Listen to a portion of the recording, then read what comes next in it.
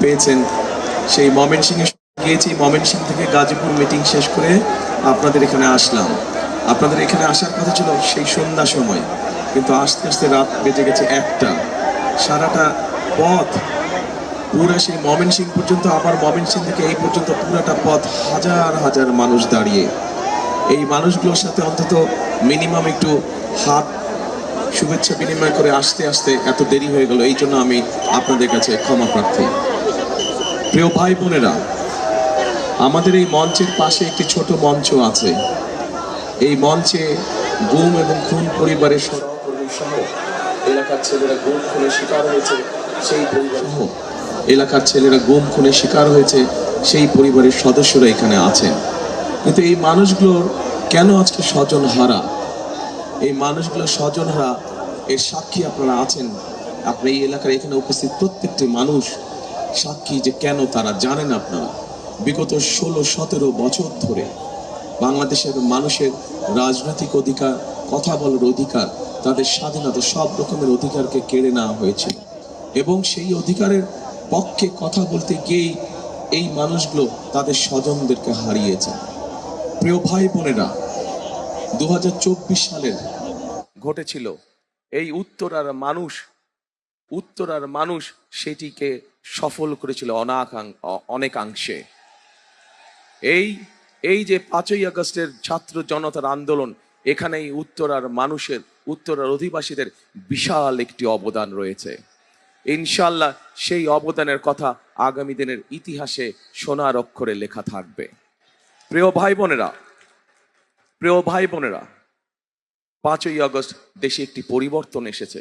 বহু ত্যাগ, বহু রক্তের বিনিময়, বহু জানের বিনিময়, কোরবানির বিনিময় এই পরিবর্তন এসেছে। কাজে আমাদেরকে এই পরিবর্তনের ধারাকে আমাদের ধরে রাখতে হবে। এই পরিবর্তনের ধারা কি? এই পরিবর্তনের ধারা হচ্ছে দেশে গণতন্ত্রকে প্রতিষ্ঠিত করতে হবে। এই পরিবর্তনের ধারা হচ্ছে দেশে মানুষের রাজনৈতিক অধিকারকে প্রতিষ্ঠিত করতে হবে। এই পরিবর্তনের ধারা হচ্ছে দেশে মানুষের কথা বলার অধিকারকে রক্ষা করতে হবে। এই পরিবর্তনের ধারা হচ্ছে দেশে মানুষের ভোটের অধিকারকে শক্ত ভিত্তির উপর স্থাপন করতে হবে, যাতে করে আগামী দিন আর কোনো স্বৈরাচার এসে এই দেশের মানুষের রাজনৈতিক অধিকার সহ অন্য সকল নাগরিক অধিকার কেড়ে নিতে না পারে। এবং এই দায়িত্ব উত্তরার মানুষ সহ সারা বাংলাদেশের গণতন্ত্রকে মানুষ যদি সজাগ থাকে, তাহলে আমাদের কাছ থেকে এই অধিকার কেউ কেড়ে নিতে পারবে না। প্রিয় ভাই বোনেরা, আজ রাত অনেক হয়েছে। আপনারা অনেক গত 7-8 ঘন্টা ধরে এখানে অপেক্ষা করছেন আমার অপেক্ষায়। কাজেই বক্তব্য দীর্ঘায়িত করব না। সামনের 12 তারিখে নির্বাচন।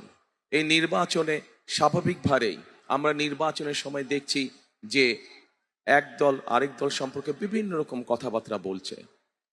আজকে যদি আমিও আপনাদের সামনে এখানে দাঁড়িয়ে বিভিন্ন রাজনৈতিক দল সম্পর্কে বিভিন্ন কথা বলি, তাতে কোনো লাভ হবে কি? তাতে কোনো লাভ হবে না। জনগণের তাতে তেমন কোনো উপকার হবে না। কাজেই আজকে আমাদেরকে ঠান্ডা মাথায় বসে চিন্তা করতে হবে, আলাপ আলোচনা করতে হবে, সিদ্ধান্ত নিতে হবে যে কি কি কাজ করলে জনগণের সমস্যার সমাধান কিছুটা হলেও লাঘব হয়।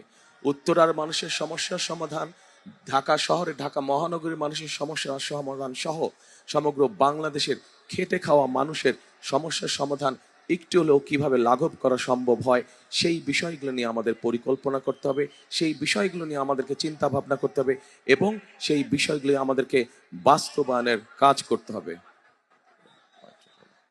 সেই বিষয়গুলো নিয়ে আমাদেরকে কাজ করতে হবে। প্রিয় ভাই বোনেরা, আমি জানি এই এলাকার মানুষের কিছু সমস্যা, এর মধ্যেই আমরা খোঁজ খবর করেছি যে এই এলাকার মানুষের কি কি সমস্যা। এলাকার মানুষের একটি প্রধান সমস্যা হচ্ছে আপনারা প্রতি মাসে বিল দেন, কিন্তু গ্যাস ঠিকভাবে আপনারা পান না, তাতে বিভিন্ন রকমের সমস্যার সমাধান হয়। প্রিয় ভাই বোনেরা, এই সমস্যা শুধু এই এলাকার মানুষের সমস্যা না, সমগ্র দেশে বিগত সময় আমরা দেখেছি কোনোভাবেই দেশে নতুন গ্যাস কূপের সন্ধান করতে দেওয়া হয়নি। আমাদেরকে এই সমস্যার সমাধান করতে হবে, যেমন আপনাদেরকে এই সমস্যার হাত থেকে রক্ষা করতে হবে। একইভাবে এই সমস্যার সমাধানের মাধ্যমে আমাদেরকে নতুন মিল, ফ্যাক্টরি, কলকারখানা তৈরি করতে হবে, যাতে করে আমরা দেশের মানুষের কর্মসংস্থানের ব্যবস্থা করতে পারি। প্রিয় ভাই বোনেরা, এখানে মানুষের অনেক দিনের একটি দাবি, বিশেষ করে মধ্যবিত্ত এবং নিম্নবিত্ত মানুষ, তাদের জন্য একটি হাসপাতালের প্রয়োজন এই এলাকার। তাদের চিকিৎসা সুবিধার জন্য একটি হাসপাতালের প্রয়োজন। এইটি একটি, তাই তো, হ্যাঁ, একটি সরকারি হাসপাতালের প্রয়োজন। ইনশাল্লাহ এই ব্যাপারে ধানের শীষ বিজয় হয়ে 12 তারিখে সরকার গঠনে সক্ষম হলে ইনশাল্লাহ আপনাদের দয়া, আপনাদের সমর্থনে, আল্লাহর রহমতে আমরা এই ব্যাপারে উদ্যোগ গ্রহণ করব। প্রিয় ভাই বোনেরা, আরেকটি সমস্যা, যেই সমস্যায় শুধু এই এলাকার মানুষ নয়, এই সমস্যায় সারা বাংলাদেশের মানুষ কষ্ট পাচ্ছে। কি সেই সমস্যা? সেই সমস্যা হচ্ছে পানি সংকট। এই এলাকার মানুষ যেরকম বিল দেয় কিন্তু পানি সঠিকভাবে পায় না, ঠিক একইভাবে আমাদের দেশের খাল বিল সবগুলো শুকিয়ে গিয়েছে। ওপারে বাঁধ নির্মাণ করে আমাদের নদীর প্রবাহগুলোকে বন্ধ করে দেওয়া হয়েছে। প্রিয় ভাই বোনেরা, এই এলাকার পানির সমস্যার সমাধান যেমন আমাদেরকে করতে হবে, একইভাবে সমগ্র দেশে আমাদেরকে পানির সমস্যার সমাধান করতে হবে। এবং সেই জন্যই আমরা খাল খনন কর্মসূচি গ্রহণ করেছি, যার মাধ্যমে আমরা শুধু এই এলাকার মানুষের পানির সমস্যার সমাধান না, চেষ্টা করব আমরা ইনশাল্লাহ সারা দেশের পানির সমস্যার সমাধান করার জন্য। প্রিয় এলাকাবাসী, প্রিয় ভাই বোনেরা, সামনে কয়দিন পরে বর্ষা মৌসুম শুরু হবে। শীত শেষ হলেই কয়দিন পরে বর্ষা মৌসুম শুরু হবে, এবং বর্ষা মৌসুম যখন শুরু হয় তখন এই এলাকার মানুষের সবচেয়ে বড় দুর্ভোগ হয় জলাবদ্ধতা। অনেকগুলো রাস্তাঘাট আছে এই এলাকার ভিতরে ভিতরে, যেগুলো সব পানির নিচে চলে যায়। এই জলাবদ্ধতা এই এলাকায় যেরকম আছে, ঢাকা শহরের বিভিন্ন এলাকায় আছে। আমাদেরকে, মানুষকে এই জলাবদ্ধতা থেকে দূর করতে হবে। ইনশাল্লাহ আগামী 12 তারিখে বিএনপি সরকার গঠন করলে, এখান থেকে ধানের শীষকে আপনারা বিজয় করে নিয়ে আসলে, বিএনপি সরকার গঠন করলে জলাবদ্ধতার সমস্যার সমাধান সবচাইতে আগে ইনশাল্লাহ আমরা করব, যাতে মানুষের অন্তত চলাফেরাটা সঠিকভাবে করতে পারে মানুষ। ওটা তো সারা বাংলাদেশে। আরেকটি তীব্র সমস্যা এই এলাকার মানুষের, সেটি হচ্ছে যানজট। প্রিয় এলাকাবাসী, যানজট শুধু এই এলাকা নয়, এই সমস্যা আমাদের সারা ঢাকা শহরে রয়েছে। কি করে যানজটকে নিয়ন্ত্রণ করা যায়, কিভাবে যানজটের সমস্যা সমাধান করা যায়, এ ব্যাপারে আমাদের একটি পরিকল্পনা আছে। যেহেতু আজকে অনেক দেরি হয়ে গিয়েছে, সেই জন্য আমি আর বিস্তারিত বলবো না। একটি বিশাল সমস্যা এই এলাকায়, মাদকের একটি বিশাল সমস্যা রয়ে গেছে এই এলাকায়। এবং প্রিয় ভাই বোনেরা, এই সমস্যাটা একটি ভয়ঙ্কর একটি সমস্যা, যেই সমস্যার ফলে অনেক পরিবার ধ্বংস হয়ে যায়, অনেক পরিবার ধ্বংস হয়ে গিয়েছে, অনেক পরিবার ধ্বংস হয়ে যাচ্ছে। আমাদেরকে যে কোনো মূল্যে, যে কোনো প্রকারে এই সমস্যার আমাদেরকে সমাধান করতে হবে। এই সমস্যা থেকে এলাকাবাসী সহ দেশের মানুষকে আমাদের বের করে নিয়ে আসতে হবে। আরেকটি বিশাল সমস্যা আছে এই এলাকার, যেরকম এটি সমস্যা একইভাবে সারা বাংলাদেশে, অর্থাৎ লক্ষ লক্ষ শিক্ষিত, অল্প শিক্ষিত, অর্ধশিক্ষিত, যাই হোক না কেন, তরুণ আছে, যুবক আছে, যাদের কর্মসংস্থান নেই।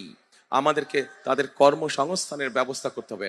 আমরা যদি আমার তরুণদের জন্য, যুবকদের জন্য আজ কর্মসংস্থানের ব্যবস্থা করতে পারি, ধীরে ধীরে আমরা একটি আমাদের প্রত্যাশিত বাংলাদেশ গড়ে তুলতে পারবো। প্রিয় ভাই বোনেরা, কাজ অনেক আছে। বিগত 16 বছর, আমরা 17 বছর আমরা শুধু বড় বড় গল্প শুনেছি, কিন্তু মানুষের সমস্যার কোনো সমাধান আমরা দেখিনি। আমাদের সামনে অনেক কাজ, বাংলাদেশের সামনে অনেকগুলো চ্যালেঞ্জ আছে। আমরা যদি সকলে ঐক্যবদ্ধ থাকি, আমরা যদি আমাদের গণতন্ত্রকে সুসংহত করতে পারি, তাহলে আমরা ধীরে ধীরে বাংলাদেশের এই সমস্যাগুলোকে কাটিয়ে উঠতে